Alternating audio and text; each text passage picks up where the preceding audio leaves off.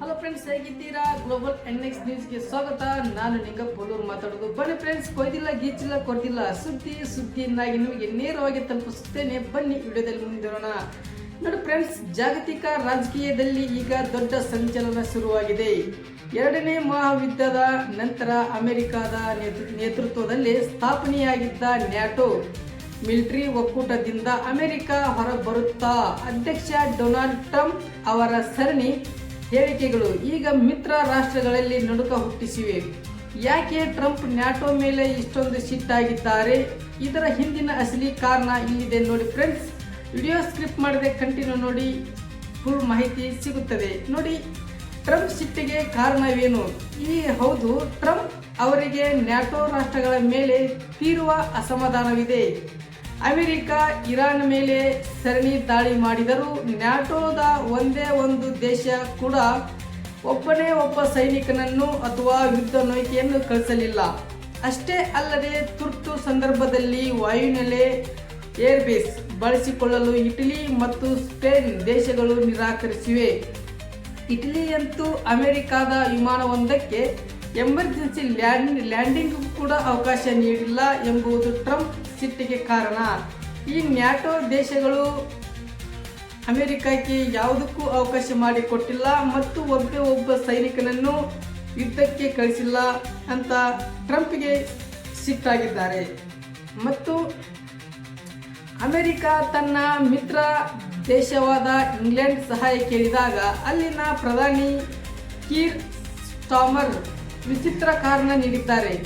ನಮ್ಮ air craft ಕ್ಯಾರಿಯರ್ಗಳು ಈಗ ಪರೀಕ್ಷೆಗೆ ಬಂದಿವೆ, ಅದನ್ನು ಸರಿಪಡಿಸಲು 2 ತಿಂಗಳ ಬೇಕಾಗಬಹುದು ಎಂದು ಹೇಳುವ ಮೂಲಕ ಜಾರಿಕೊಂಡಿದ್ದಾರೆ.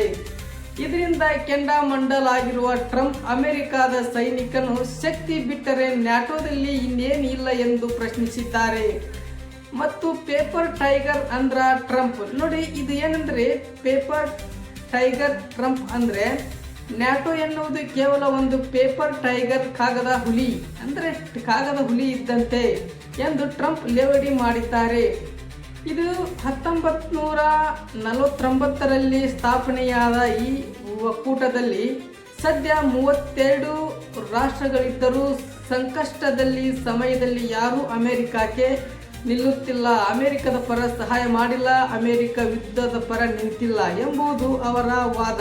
ಇದೇ ಕಾರಣಕ್ಕೆ ನ್ಯಾಟೋದಿಂದ ಅಮೆರಿಕ ಹೊರಬರುವ ಬಗ್ಗೆ ಗಂಭೀರವಾಗಿ ಚಿಂತಿಸುತ್ತಿದ್ದಾರೆ ಎಂದು ಟ್ರಂಪ್ ಬಾಂಬ್ ಸಿಡಿಸಿದ್ದಾರೆ.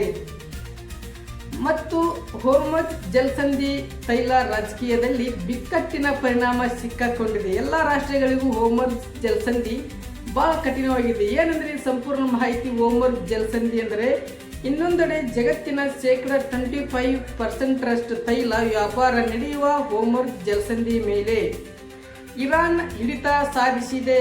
ಟ್ರಂಪ್ ಈಗ ನ್ಯಾಟೋ ರಾಷ್ಟ್ರಗಳಿಗೆ ಟಾಂಗ್ ನೀಡಿದ್ದಾರೆ. ಏನೆಂದರೆ ಯಾರಿಗೆ ಆಯಿಲ್ ಬೇಕೋ ಅವರೇ ಬಂದು ಯುದ್ಧದ ಈ ಸಮಸ್ಯೆಯನ್ನು ಬಗೆಹರಿಸಿಕೊಳ್ಳಿ ಎಂದು ಹೇಳಿದ್ದಾರೆ. ಇದು ಜಾಗತಿಕ ಇಂಧನ ಬೆಲೆಗಳ ಮೇಲೆ ಭಾರಿ ಪರಿಣಾಮ ಬೀರುವ ಸಾಧ್ಯತೆ ಇದೆ. ಮತ್ತು ಒಟ್ಟಿನಲ್ಲಿ ಹೇಳಬೇಕೆಂದರೆ ಟ್ರಂಪ್ ಅವರ ಈ ಅಧ್ಯಯನ ರಾಜನೀತಿ ಜಗತ್ತನ್ನು ಎತ್ತಿ ಕೊಂಡೊಯ್ಯುತ್ತದೆ ಎಂಬುದು ಕುತೂಹಲ ಮೂಡಿಸಿದೆ. ನ್ಯಾಟೋ ಒಕ್ಕೂಟ ಒಡೆಯುತ್ತಾ ಅಥವಾ ಟ್ರಂಪ್ ಮಿತ್ರ ರಾಷ್ಟ್ರಗಳನ್ನು ಬಗ್ಗಿಸುತ್ತಾ ನೋಡಬೇಕು, ಕಾದು ನೋಡಬೇಕು. ಮುಂದಿನ ಯುದ್ಧ ಸಮರಗಳಲ್ಲಿ ಟ್ರಂಪ್ ಏನು ಅವರು ಸ್ವಇಚ್ಛೆಯನ್ನು ಕೇಳುತ್ತಾರೆ ಎಂಬುದು ನೋಡಿ ಫ್ರೆಂಡ್ಸ್. ವಿಡಿಯೋ ಇಷ್ಟಿತ್ತು. ಇದು ಕಾಮೆಂಟ್ ಮಾಡಿ ತಿಳಿಸಿ. ನಿರಂತರ ಅಪ್ಡೇಟ್ಗಳಿಗಾಗಿ ಗ್ಲೋಬಲ್ ಎನ್ಎಕ್ಸ್ ನ್ಯೂಸ್ ಸಬ್ಸ್ಕ್ರೈಬ್ ಮಾಡಿಕೊಳ್ಳಿ ಮತ್ತು ಈ ಚಿಕ್ಕ ಪತ್ರಕರ್ತನಿಗೆ ನಿಮ್ಮ ದೊಡ್ಡ ಸಹಾಯ ಇರಲಿ. ಬನ್ನಿ ಫ್ರೆಂಡ್ಸ್, ನಾನು ಇಷ್ಟಕ್ಕೆ ವಿಡಿಯೋ ಇವತ್ತು ಮುಗಿಸ್ತಿದ್ದೇನೆ. ಧನ್ಯವಾದಗಳು. ನೆಕ್ಸ್ಟ್ ವಿಡಿಯೋದಲ್ಲಿ ಭೇಟಿಯಾಗೋಣ. Thank you.